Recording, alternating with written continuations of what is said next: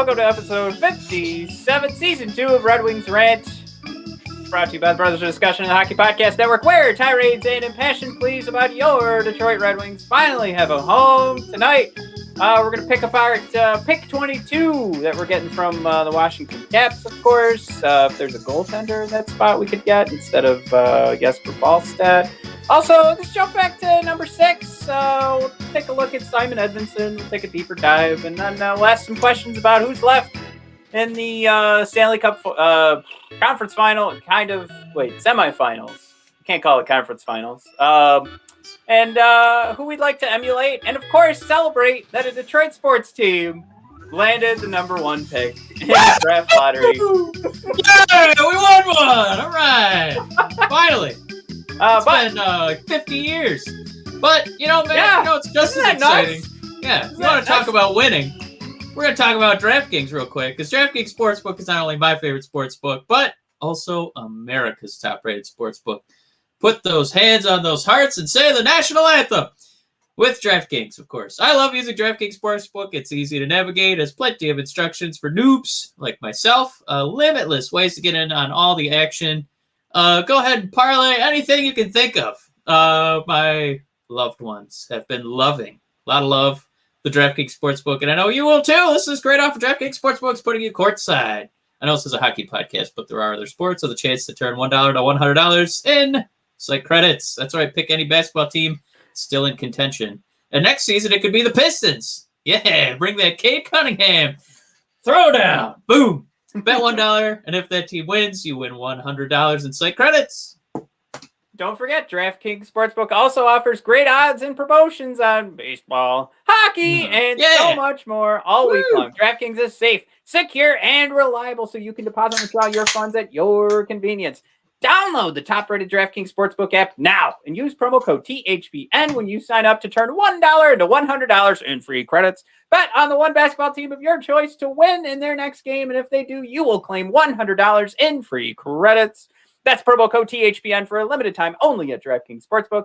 Must be 21 or older, New Jersey, Indiana, or Pennsylvania only. New customers only. Wager paid out in site credits. Restrictions apply. See DraftKings.com/sportsbook for details. Gambling problem? Call 1-800-GAMBLER, or in Indiana, call 1-800-9-WITH-IT. Boom! Right, the business is over. Let's get into some hockey talk, man. Done making money on this show. All right. Woo! Yeah. All right. I mean, related to hockey, there's a team in Detroit plays hockey, so they also have another team that plays sports, and it's the Detroit Pistons. Hey, you know what? They both play in Detroit at Little Caesars Arena. They're both going to have United Wholesale Mortgage on their jerseys next season. Ooh. And one of them sucks at gambling, and the other one's really good at winning lotteries because, Matt, the Pistons are picking number 1. Yeah. We haven't seen that since Bob Lanier in 1970. All right. Yeah, that was wow. When was the last time I heard that name? Kind of like research that. I think we all did 50 years ago. 50 years. Insane. It's crazy. Yeah. And to think that the Pistons have had some championships along the way just goes to show you, Mike. You never need. Well, I guess the draft lottery wasn't. All right. Anyway. So the draft lottery screws over, these two Detroit teams all the time. I had people on my Twitter feed last night, and Mike, you could correct me if this is wrong. They were saying I was ready for the 6th pick. I didn't know how far back the Pistons could fall in regards to the draft lottery, 6. but it's so sad that's where our heads are at. Is like this is just going to turn out. We've been conditioned. We've been conditioned by the other Little Caesars team to just keep moving back. And then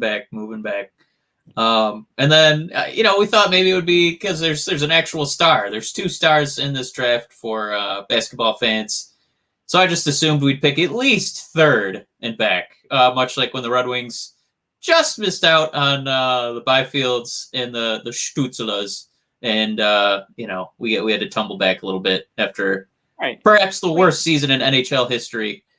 I forgot Lafreniere, but I can't not think of Stützle every time I think of that draft. So I thought that was going to happen again. It didn't, and basketball fans, there weren't many.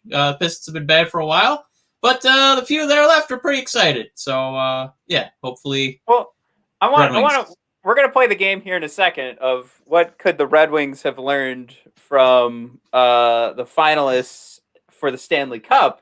But Mike, what can the Red Wings learn from what the Pistons did to win that draft lottery? Is it should we go no coach next season and just mix up that roster a little bit more and get down to the bottom? You know, like we didn't quite sniff the bottom of the barrel. I'd like to see us sniff that bottom of the barrel and see how low we can go.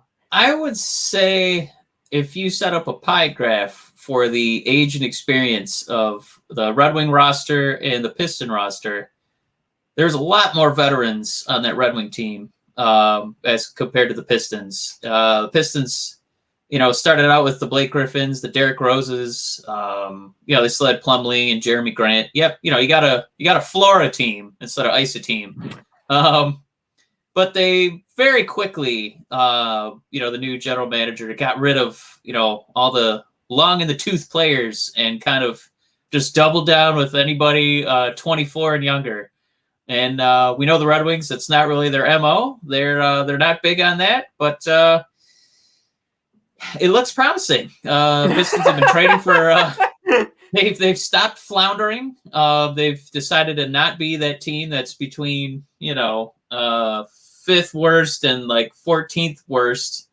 They're going to be on the bottom. They're going to dedicate to being on the bottom. And it looks like so far 2 years, basically we're on the cusp of 2 off seasons now with the new GM, and it's starting to pay off already. So it did take some luck, but definitely would like to see the Red Wings. Wish they hadn't taken 10 years, or they were a middling team, kind of on the bottom of the playoffs, just on the cusp of, making it. We got to keep that 20-year streak alive, and look what that got you. So you really got to crater. You gotta draft the guys at the top. The 1, 2, 3s, the Stutzelas of the world, and get some luck in that lottery. Yeah, and I mean, mainly, we just that was lucky, and that was why it was such a huge celebration. I think for Detroit sports last night was, I probably the best moment in drafting in the last. I guess the Tigers get Torkelson, but that's still, I don't know. That wasn't exciting to me. That last night was just exciting. It just felt like, oh my God, we might have like a legit playoff team next year. Yeah. But if we want to make a playoff team, everybody always seems to go to whoever's making it to the semifinals, usually the conference finals. The Athletic is known for their articles this year written by Max Boltman of like, what can my team learn from these 4 teams kind of thing. I just, we can talk about the Pistons are getting their first pick and we're having fun. But now it's like, should the Red Wings just keep going in the Yzerplan direction, or do you think that we're emulating? There's probably an easy answer here out of the 4 teams that are left of somebody that Yzerman would like to emulate.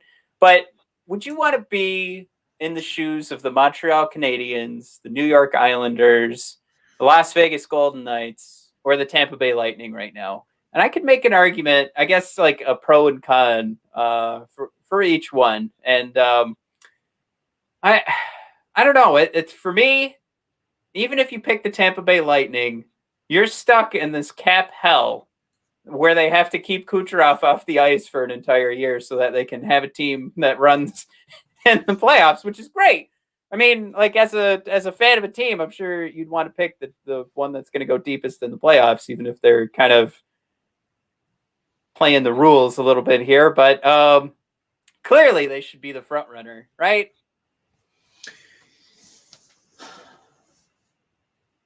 I'd say, look, because I think that's the easiest one to make a case for, because it's the one we're most familiar with. That just won a cup. Yzerman managed that team. We know we're very well versed in the moves he made for Vasilevsky. Where he drafted Kucherov. How he was able to snag Stamkos. But it's almost like if you're watching these playoffs, you should be as a Red Wing fan, wholeheartedly rooting for the Islanders because I don't feel like they've gotten, necessarily the sexiest, Stützles of every draft. I'm just going to say that name every episode somehow. And it kind of feels like they've had to, be a little bit more gritty, digging the fingernails in because it doesn't feel like they've been as gifted, as recognized as like a Tampa Bay. Obviously, you should probably win a cup if you want to be as recognized as Tampa.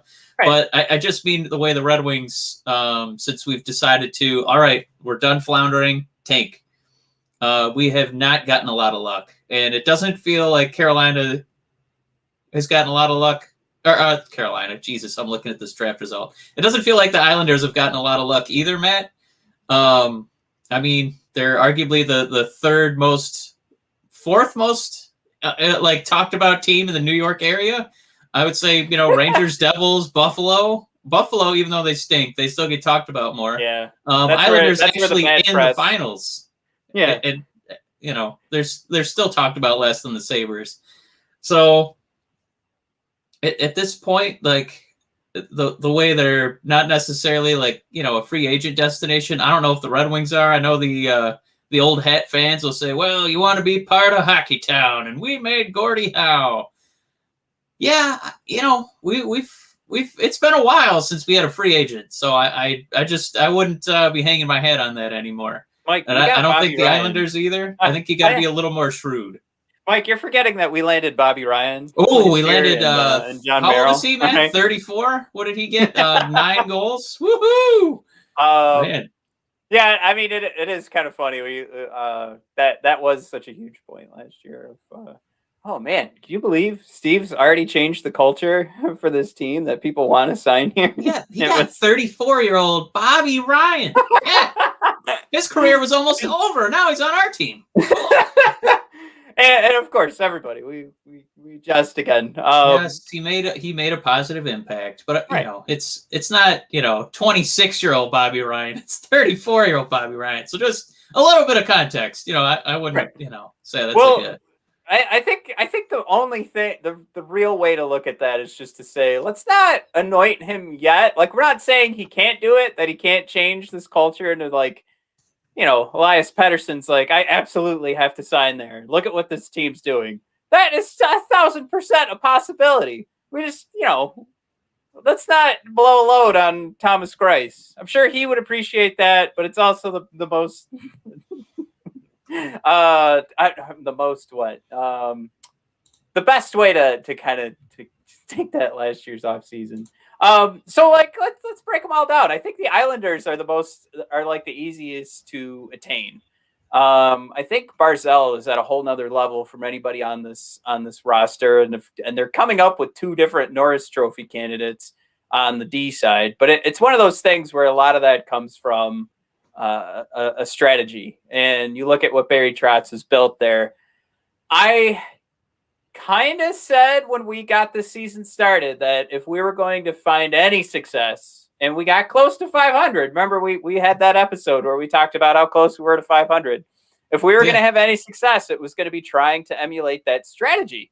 So all in all, we had 2 pretty good goaltenders with their statistics by the end of the season. It's just, we do lack those types, the big finishers like Barzal, and you like to think that Jakob Vrana is going to add to that. But I would say right now that's the easiest team to emulate.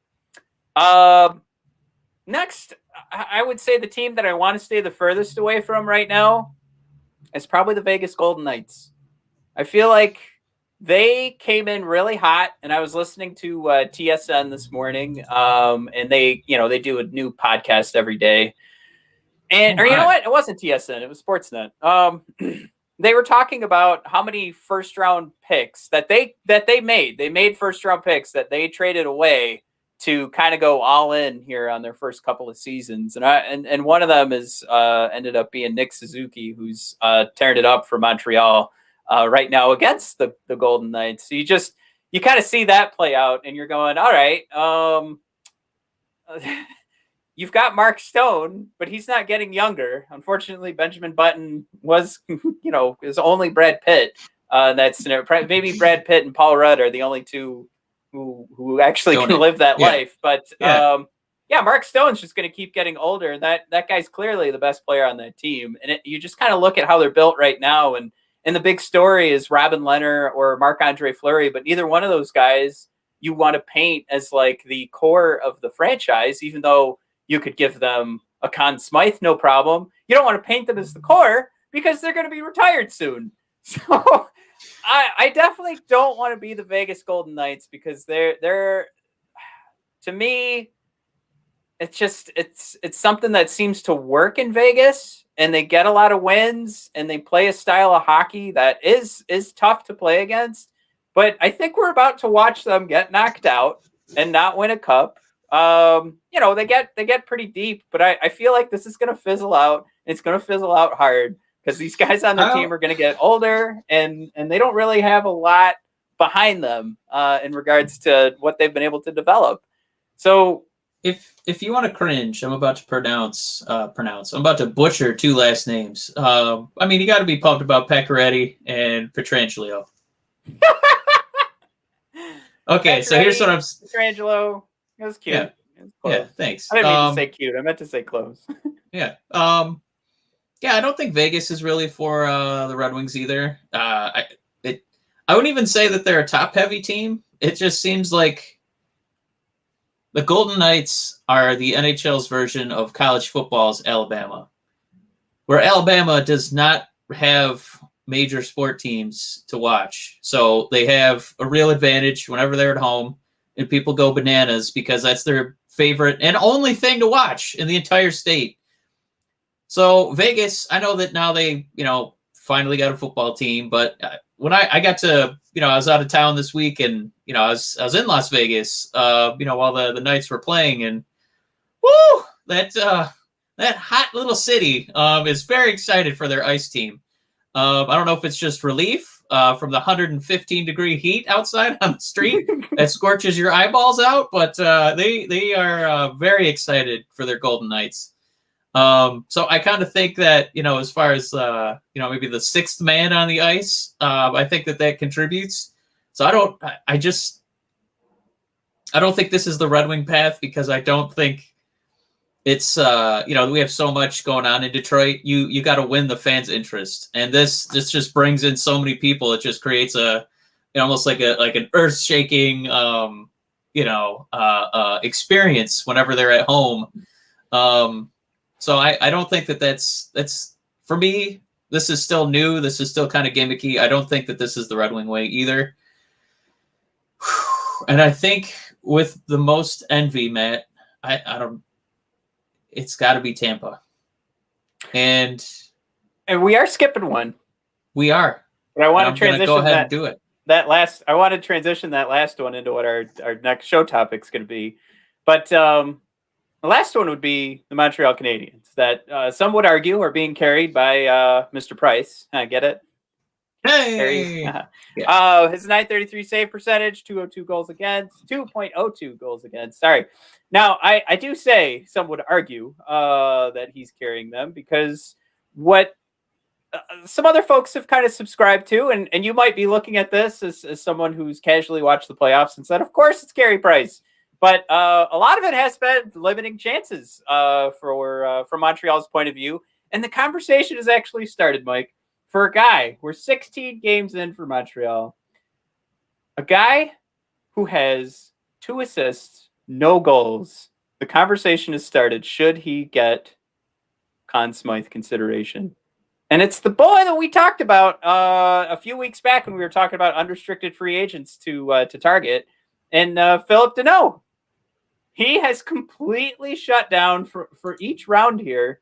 Whoever his assignment is, and in this particular round, he's turned it into the type of thing where it looks like 16 high danger chances for since the tournament or since this round started, 0 against. Which how many times have we brought up high danger chances, and this guy's just been that good. So this team has been about limiting chances, also taking advantage when you do get an offensive opportunity. I still can't believe how great Cole Caulfield has looked. I can't believe I'm looking at his stats right now, and there's only 3 goals listed. I like it seems like he's every time I look at a box score or a score sheet, he's on there. But yeah, it's only 3 goals. But that's just it. Like when you get those chances, you got to make sure they're going in. Now, with that being said, he's got an 8% shooting percentage. So clearly that has a lot of room to go up. But then previously mentioned Nick Suzuki's at the almost 14%. Joel Armia is at 16%. And most recently they've gotten a lot of help from Josh Anderson, who's not doing too great from the shot percentage, but they're also not asking him to be a goal scorer, where the argument comes into play for Montreal. They are so successful because their bottom 9 consists of everybody being a potential middle 6.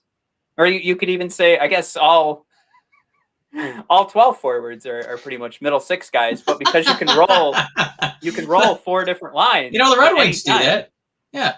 Right. So that, again, we talk about easy to emulate. Our top 12 are arguably our bottom 12. So there you go. But it's one of those things where if you slot those guys against other teams, and especially talking about like the Vegas Golden Knights, where you've seen them get outplayed, you slot them against their bottom 6. That's where you're going to get these victories. That's where you're going to prevail. And Montreal, I guess going back to the first round, Montreal against Toronto, that was the long and short of it. Is Toronto is very top heavy, and while they also failed to score thanks to previously mentioned Danault. That's your formula right there. And that's the kind of thing Steve Yzerman was preaching. So I would say, Mike, there's one way to turn this into the Montreal Canadiens real quick. And that's doing what we talked about. Nick Suzuki. Doing what we talked about a couple of episodes ago, which was drafting Jesper Wallstedt, which some people have said is the highest rated goalie prospect since Carey Price. Now, I would remind everyone that when you make that comment, you're not saying as high as Carey Price. You're saying the highest since. So, that I just want everybody to remember how to take that statement. Now, I've seen the analysis of Mr. Wallstedt going in many different directions, but still number 1 in this particular draft. So, like I said, we already discussed it. But I guess I'm moving forward here actually before we finally settled on who to emulate. But let's rank them. That I think what you said first, going back to these 4 playoff teams and how to rank them. You're right. You do want to shoot for the Tampa Bay Lightning because we're all concerned that Montreal, if Carey Price has a bad season, what could they possibly do to get close to the playoffs next year? And then I'm still worried about Vegas having a huge dropout as their top guys continue to age. Yeah. And then I think the Islanders are very attainable from our perspective to get there quickly.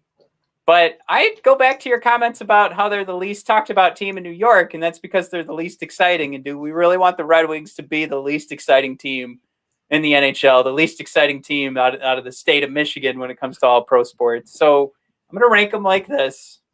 I'm going to go Tampa, then Montreal, then New York, then Vegas. How dare you? Islanders can't even get a break on the show that we bring them up on. Matt, I still got to go Tampa number 1, Islanders 2, Montreal 3. And I don't think Vegas, for some reason, I still can't buy it. I can't do it.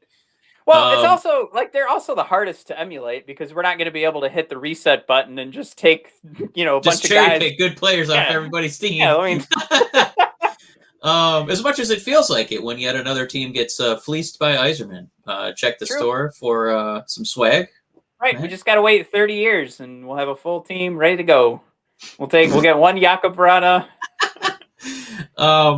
But yeah, we know Tampa so well, and they're probably still going to win again, right? Are we putting money on that? I'm still taking Tampa. I'm worried that Montreal is going to go over Vegas and get swept in the final. I mean, look. The long and short of it, right? Tampa. Tampa killed a guy the other day. It was 8-0. Yeah, I just want to say, it's not. I don't I don't hate Tampa for doing what they did with the salary cap this year. And a lot of people are just disgusted with it. I think if there's rules and you found a way to dance around those rules, I mean, I think every team has done it at some point. When you're a champion, that's what you're going to do to stay a champion. So I don't fault them for that. It's all about, right? But when you do the tuck rule, right? Yeah. When you do the salary things cap like rule? that, remember the salary cap? There used to not be a salary cap. You know, who used to enjoy that? Yeah, us. You know, we did say we wanted to have that conversation. The way to fix that problem, get rid of the stupid salary cap. Then you don't have to. Then the only thing you'd have to complain about is your dumb owner who doesn't want to spend money. Then that's your only complaint ever. You don't have to worry about the league screwing your team over. Yeah, you might have to worry about owners with shared revenue. Oh boy, we're drafting ninth again. Woo! But yeah, that's where everybody's mind should be at. I think the original right is don't hate, isn't it? Don't hate the game, hate the player. But it's for this, don't hate the player, hate the game, right? Because you want to hate the NHL for making a salary cap situation that the Tampa Bay Lightning could dance around. Easily exploitable. Right. Exactly. So easily exploitable. But yeah, I can't get mad at Tampa Bay. It's just envy over here. It's just envy. It's not anger. I think you're mad if you're a hockey fan and you don't want to be Tampa Bay right now, who just killed a guy. Literally. 8-0. I think they're up. Yeah, they're up right now too, 1-0 at the end of the first. So I thought you were going to say at the end of the first second. 1 second in, they fired it from center ice. You typically pull back on a face-off. They fired it from the center line, from the red line. But yeah, I know you had a couple guys you wanted to talk about today, and we're trying to get these episodes as time effective as possible. And I know there's a couple prospects that you wanted to bring up, Matt. And is it Simon Edvinsson, 6'5" defenseman, or is it your boy Cossa? Not Hossa, Cossa, the 6'6" monster goalie. Yeah, real fail from Elite Prospects, where normally you can click on the name pronunciation. Nothing for Sebastian Cossa. So we're going with Cossa, just like Hossa. And you guys can comment however you're supposed to pronounce it, and I'll try and read that and figure it out. Now, I brought ask you before you dive into this, because we talked about being Tampa Bay, and this definitely feels like a year where we're going for either that the 6'6" Godzilla Sebastian Cossa or the 6'3" Wallstedt. Have you seen anything besides their elite size to tell us that these are going to be excellent goalies going forward? I'm not saying that they don't have it and that they don't have the ability, but every scouting report I've seen is just, man, look at the elite size. Well, I think if we go back to Wallstedt, and I'd ask everyone to go to our you go to our YouTube channel, episodes labeled as such. I went pretty deep into why I don't like goalies in the first round, or at least in the top 10. And then I went pretty deep, though, into why Wallstedt might be the guy that would make it worth this year. Like 2021 draft, it is Wallstedt. This would be why. And it's something where he's either had way too much success playing with his own age group or moving up to the next age group and still being like MVP level success, MVP level statistics.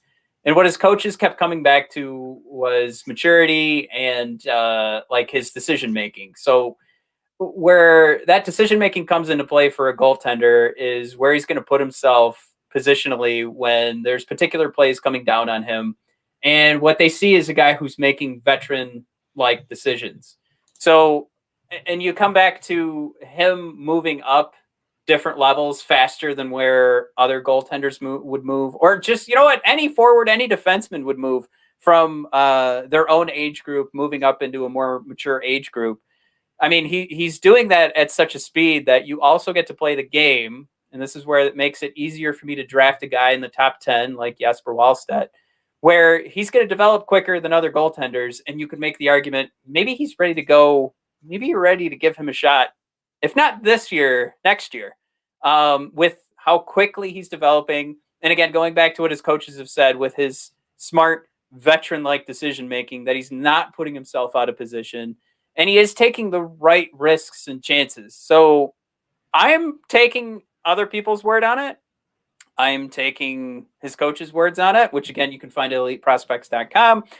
And I'm kind of putting that all together and saying, all right, you've got a guy who's acting like a veteran. You get to cut down some of the development.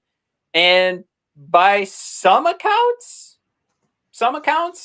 he's the best goalie prospect to come out of a draft since Carey Price. So the other part of this, too, is we talked about emulating either the Montreal Canadiens or the Tampa Bay Lightning. You're still emulating the Tampa Bay Lightning if you take Jesper Wallstedt, because you're getting Andrei Vasilevsky. I'm not saying you are. I'm not saying you're getting Andrei Vasilevsky, but you're playing that game of you're trying to fit him into that slot. All right, just don't. I'm not saying he's instantly Vasilevsky. I'm saying you're trying to, generate like those Dom Luszczyszyn tables where you need your 2 elite forwards on the first line. You need top 6 guys in your middle 6. You need your elite Norris defenseman, and then you need top 2 defensemen in your middle 2 slot. Okay, so you got to mix all those together into like that Dom Luszczyszyn table. But do you trust that you'll find the right goaltender in unrestricted free agency? Are you going to trade for the right goaltender?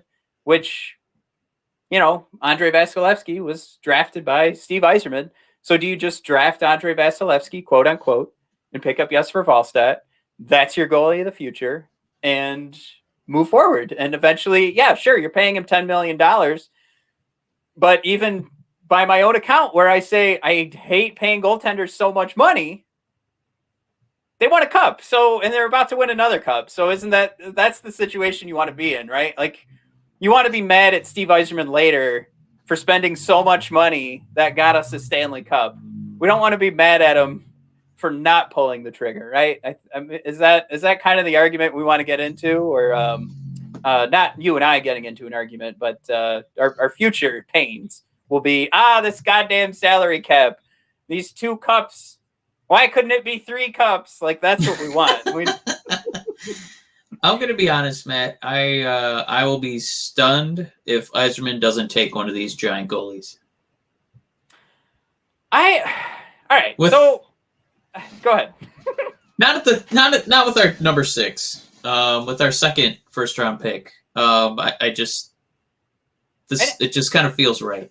And anybody like shitting their britches right now at the thought of Wallstedt going that deep, like of us picking up Wallstedt at the 22. That'd be quite a luxury at 22.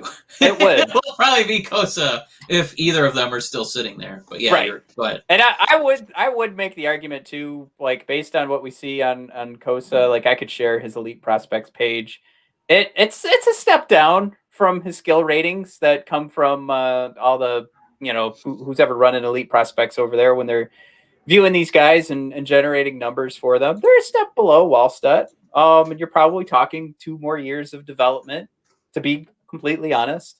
But I was going to say the idea of Wallstedt dropping that far is at least possible. And I think the Red Wings could play the game if they absolutely wanted him. They saw him at a spot in the middle of the first round and they wanted to trade up with that 22 and give up maybe a second round pick or maybe 2 second rounds to get him. I'd be definitely more okay with that than just going Wallstedt and that's our job or that's our guy in the first round.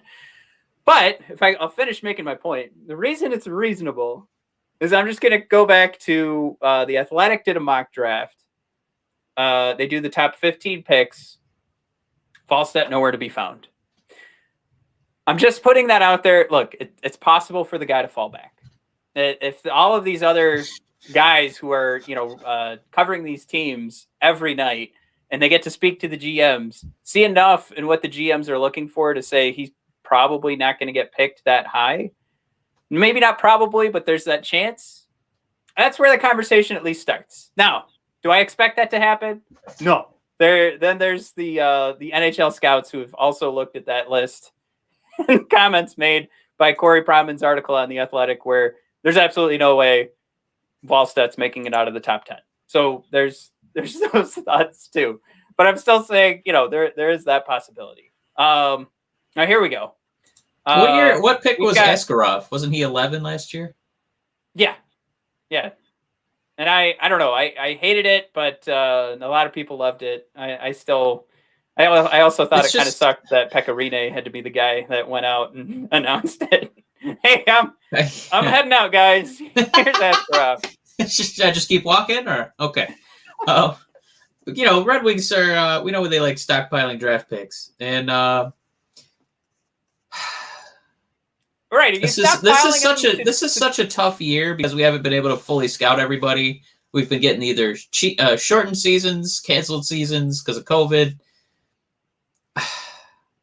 I just wonder, is there any kind of window where we bundle a few of these and spend, like $1.50 to the dollar to overspend to move up in the first to get one of these goalies? I think if any team would, like, if you were going to sit here and tell me a team would do it, I would have no problem. It would take very little to convince me that Steve Yzerman was going to be the guy to do it. And like you pick up all these draft picks and you have this uncertain year. A lot of people have said, just pick up more draft picks. I've said that. And you're going to increase your chances of at least picking up one guy that's going to fit into this top 6 from a forward perspective, top 4 from a defensive perspective. And you're hoping, maybe there's a goalie that could sniff a spot. And, that's the hardest one to grab. So you make the argument, do you just keep grabbing up more picks to try to increase those chances? Or, Mike, were we collecting all these picks because we were going to take advantage of a guy who looks to be a sure thing, move up in the draft, get that sure thing, and get out of here?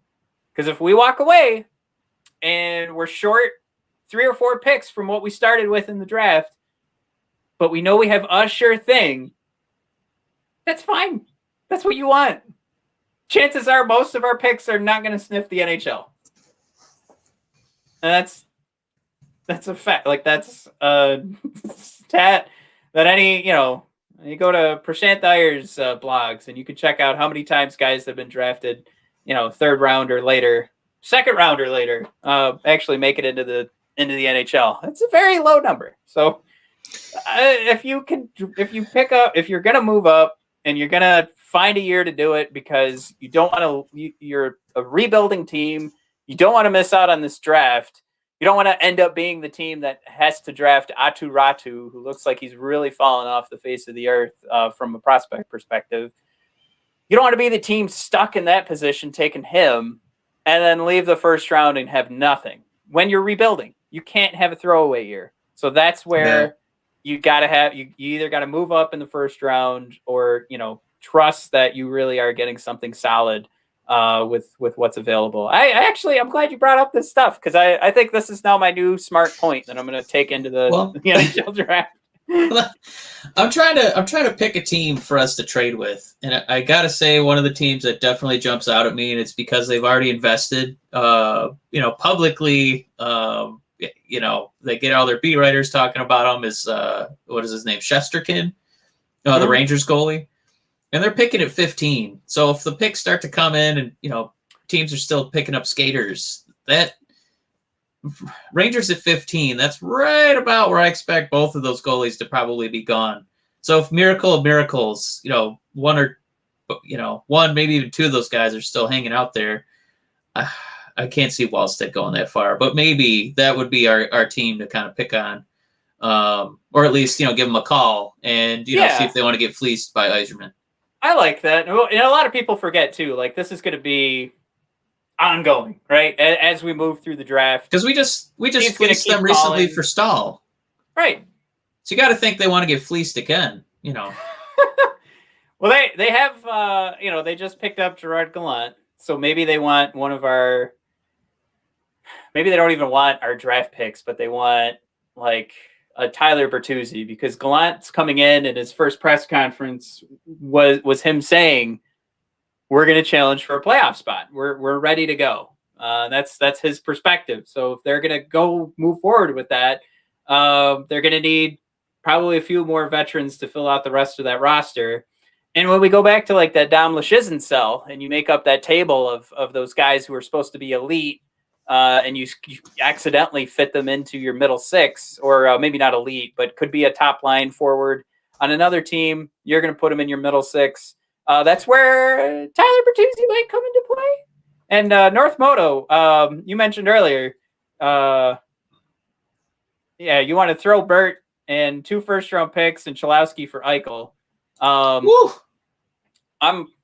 not ready for Eichel, but if you want to get rid of Bert, I think that would be a landing spot that would make sense to give New York a little bit more grit, and it is going to help them fill out this lineup where they can have a little bit more balance of because right now they've got a lot of super skill going, and they need somebody that's missing some teeth like Bert. So that could be something where we're moving up.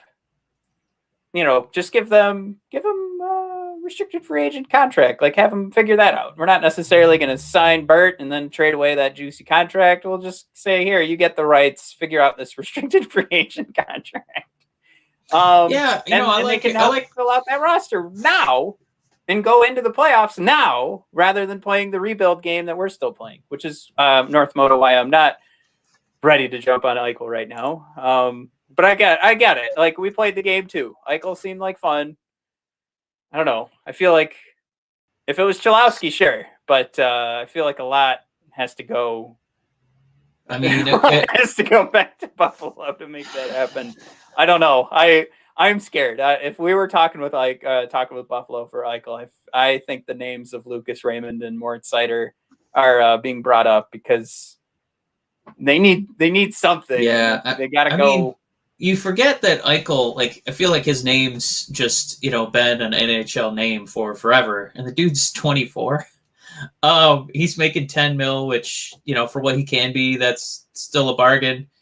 I think it would easily take both of our first round picks. And like you said, but probably Seider. I don't know who else they would really want. Prospect wise, I don't know if they want our.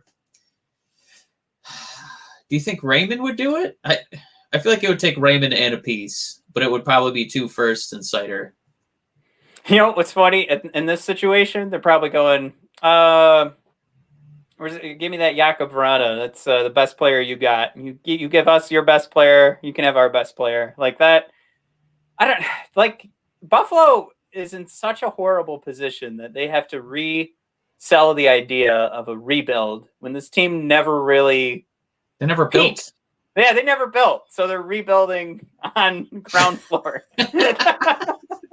Man, who says no for North Moto's trade idea? 2 firsts, Cholowski. Oh my God. I don't know. God, I really. Who says no first? All right. Buffalo. Buffalo's going to say no first. Now, if we throw in Bert. Now I say Detroit's saying no, because that I don't know, that seems like a lot. Because Bert is at least along the lines of you get something that's going to help you now. It's just, Bert's not changing your team to being a playoff contender the way Eichel is so good. Like, you put him on the right team and you're going from meh to Eichel and Vrana. Woo! All right, North Moto's still going. He just threw in Larkin now. So everybody, North Moto, come on, we can't throw in Larkin. He's the heartbeat of the team. North Moto, get out of here! What are you doing, you rascal? I love it. Throw in Larkin.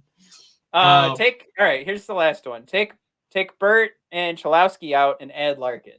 2 firsts and a Larkin. Oh man. So here's the thing. I think then you're getting on the scary side of becoming the Boston Celtics, who would take their homegrown talent and trade it away for slight upgrades. And I'm not saying Larkin is maybe at the Eichel level, but I just mean he means too much to the city to do that kind of trade. Where I don't think it's it's not a Kucherov that you're bringing in. I don't think. I wouldn't put Eichel with Kucherov. Can we agree on that? Well, one of the best scoring forwards in the world. Yeah, but the positions are still different. Like, now you're filling you're filling the center spot that is more difficult, some would argue, to fill than the wing. So if I was the Red Wings, I would say no. We're not. No, that would be a big no for me. So North Moto threw in there because I was going to ask you, but I don't know if 2 first-round picks and Larkin is that's too much for us. I think. Right, and I think we're still in that position where we can underpay Larkin. Like we're gonna have way more flexibility having him, and then waiting for our Eichel to eventually arrive. Instead of paying Eichel now and losing first-round picks, and then hoping that Eichel just turns the franchise over, because we have to. If we're trading for Eichel, then we absolutely it's not. We have to put an offer out, Mike.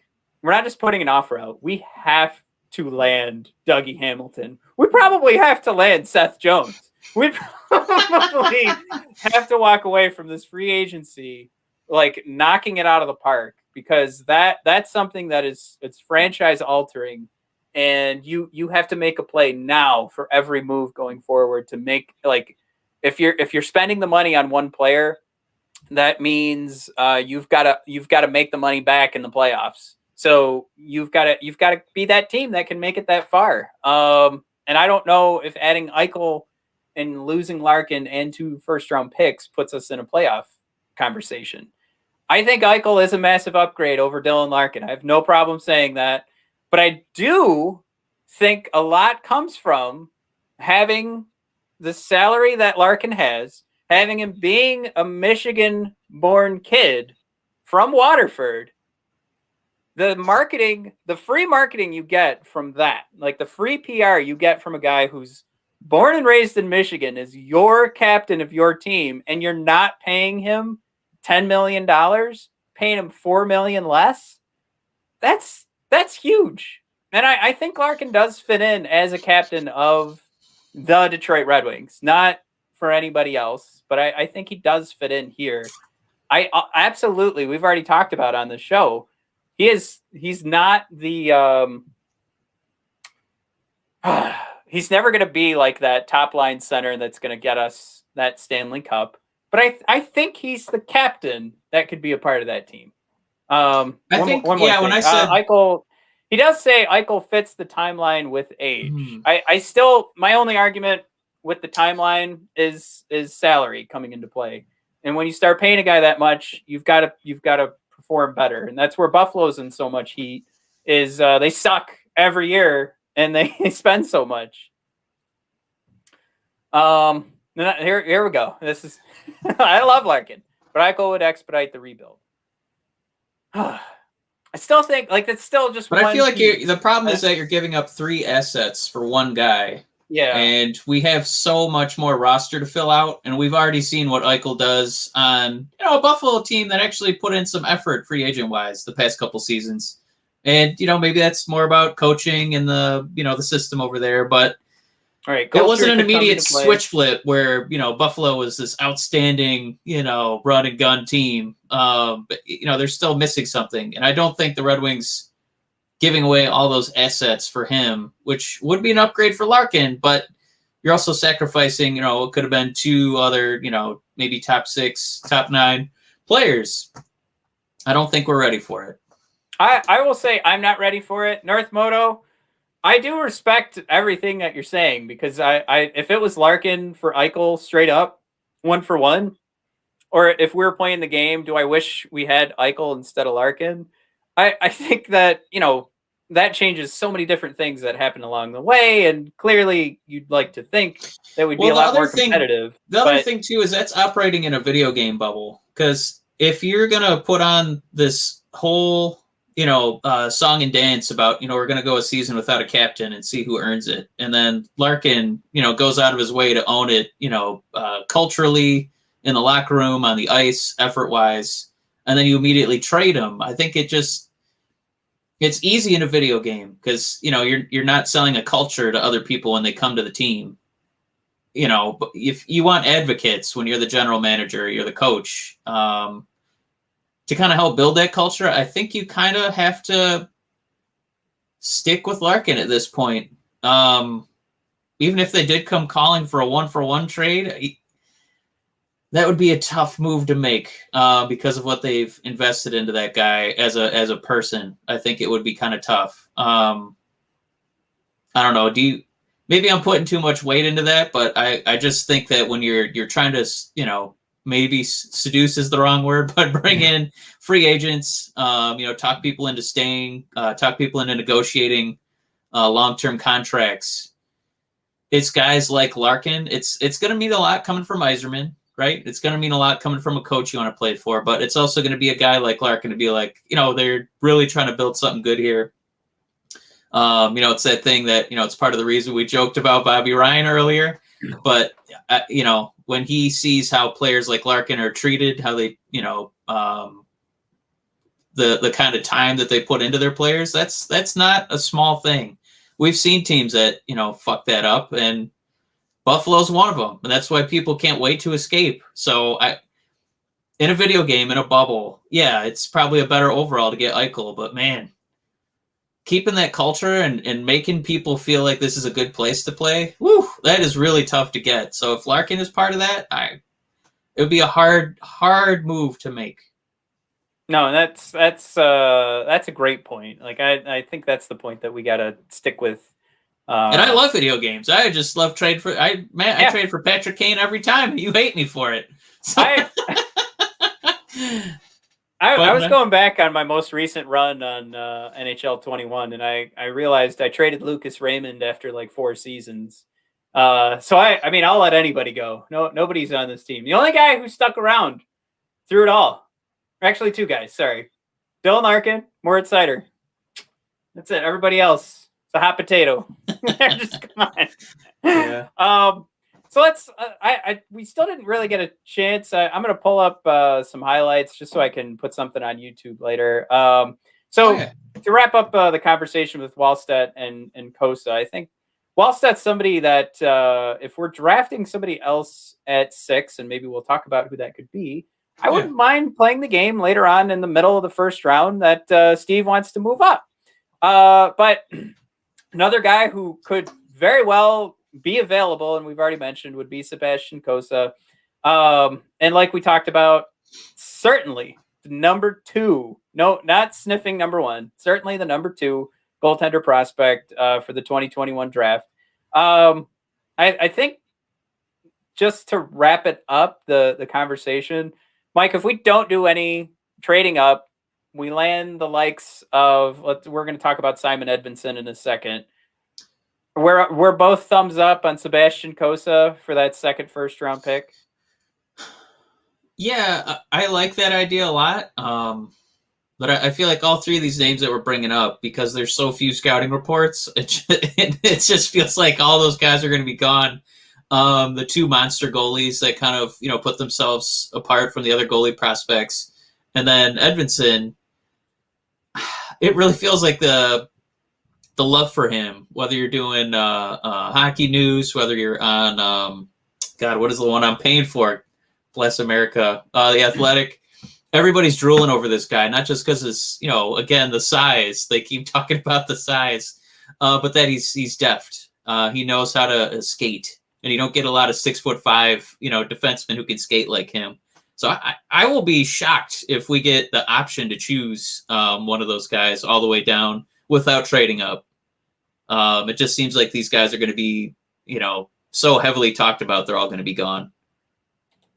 That's the thing Jesus, I almost died right there. That's the thing I've been bringing up the last couple of weeks is how many different guys you could probably take at 6 that look like they're going to be available in the middle of the first round. But Simon Edvinsson, I put him as my most likely on my list, only because if you look at the consolidated ranking from Elite Prospects, which I challenge everybody to take a peek at every week, that's where I start my research. But that's where Simon Edvinsson, and we're showing his highlights right now, that's where he's located.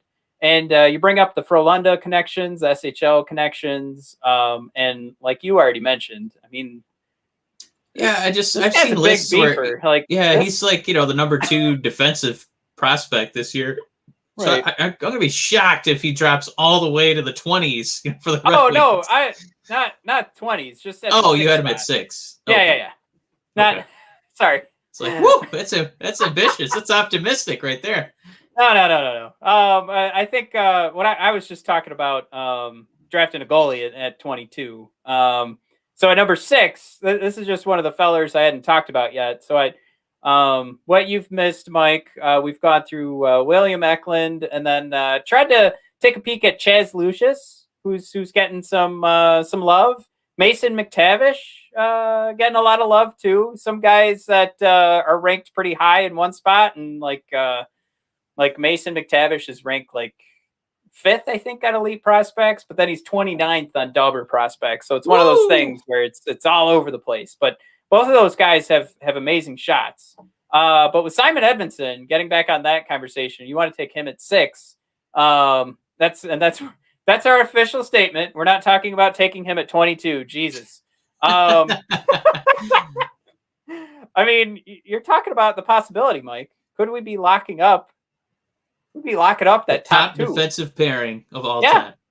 I mean, you've got it right here. EP Rinkside, he defends well with his reach. And that's, of course, going back to that 6'5" reach. Maintains strong gap control, slippery when controlling the puck. So you like that idea, too, that if we're going to be transitioning from the defensive zone to the offensive zone, he's someone that's not just making that first good pass. He's moving the puck as well. Anders Eriksson is head coach. Very technically skilled defenseman, good skater, mobile, strong in his own end, even more so in the offensive zone. So, I mean, that's strong words, right? And then draft in Europe. So this is just another prospect ranking system. Poised and smooth, heads up. He's able to navigate through the neutral zone and complete controlled ozone entries with regularity. I will go back to this, Mike. We talked, if I do split this up into 2 episodes, this will be a little confusing, but we talked earlier about the success of the Montreal Canadiens. Their goals come in on like the first, their goals against the Vegas Golden Knights come in on like the first 15 seconds of their zone entries. So we were trying to figure out, who are we going to emulate? Like who can you build a team like quickly and find success and turn into a playoff team? And we're talking about the Montreal Canadiens. Maybe that's not the first team on your list, but maybe you can emulate them in some way. Then you need zone entries. And so far, you've got his head coach and then 2 different prospect ranking systems that are talking about his ability to just get the puck in the zone.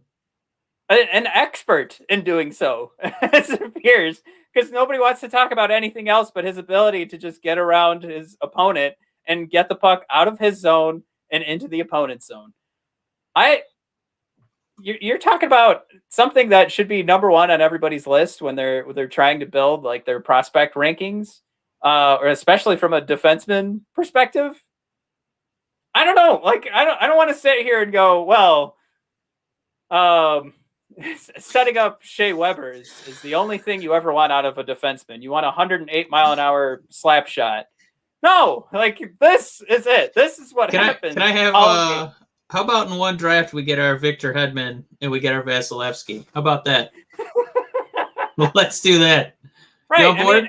And we probably one of the things that Mort Seider's going to walk away from the SHL from is also high success rate on zone exits and zone entries.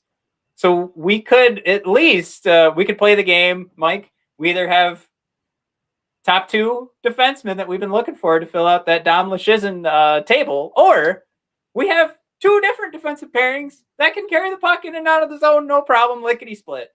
To me, that's what it's all about. And another element that would be important here is Troy Stetcher's also been very successful with doing that. So you're trying to build up this team, and you split those guys up between 2 lines, which is silly because we don't even have Simon Edvinsson yet. But if we did get to draft him, you've got. I have this bad feeling he's getting picked at number 5, just to break my heart. Well, if we go back to Anzar Khan, he's going number 2. So, remember? Yeah, I don't know. I've brought that up literally every episode I've recorded. What big thing that was for Khan. No, the ones I've seen, everybody's pillaging from Michigan, like University of Michigan, and then throwing a Hughes in there. That's what I've seen. Yeah, I saw. That's the thing I keep coming back to and part of the reason why I said maybe you do draft a goalie in the top 10 because these rankings are so volatile. Like they're going in so many different directions. Yeah. Yeah, nobody's landed on these are the top 5 guys, and that goes back to what Anzar Khan embarrassed himself with was when Steve Yzerman said there isn't a top 5. There's no top 10. There's just 30 guys. There's no future Detroit Piston Cade Cunningham in this draft. Right. No, yeah, we're not getting Cade Cunningham here. Some would argue... Is that Yzerman in the war room? No, that's him calling Anzar Khan and yelling at him after the press conference. I don't have fucking Cade Cunningham. All right. I have already started fantasizing about like let me shut this down. Like, they used to do like the Barry Sanders and Steve Yzerman like photo shoots kind of thing. Yeah. Who else would you get? You get like Tony Clark or Bobby Higginson and man, what a name drop. And Chucky Atkins, lace him up. Grant Hill was a good one for those two. I was going to do Chucky Atkins, but or the alternators, John Barry for 3.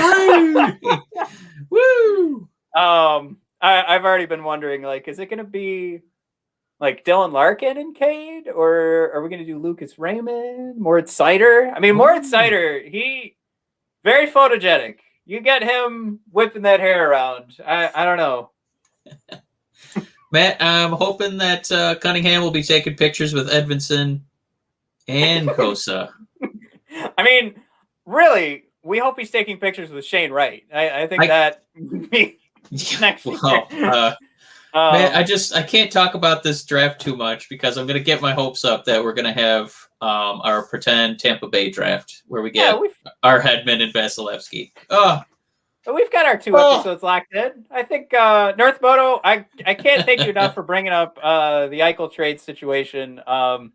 We brought it up in a past episode, but it is so much fun to like fantasy book. Sorry, I had to leave you hanging there because we had the other show topics we wanted to bring up, and plus I can hear my babies crying, so I got to run. But Mike, thank you for returning. I've been promising everybody, like I promised, Red Wings Rant episodes. We'll be back to what we've been doing. We finally have returned, and hey, we'll get 2 episodes out of this. So hey now, bingo bango, yeah.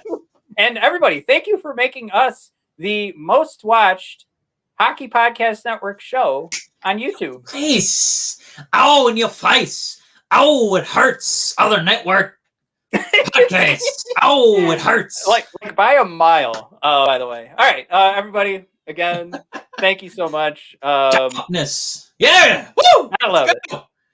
Cunningham! Woo! Bye, everybody.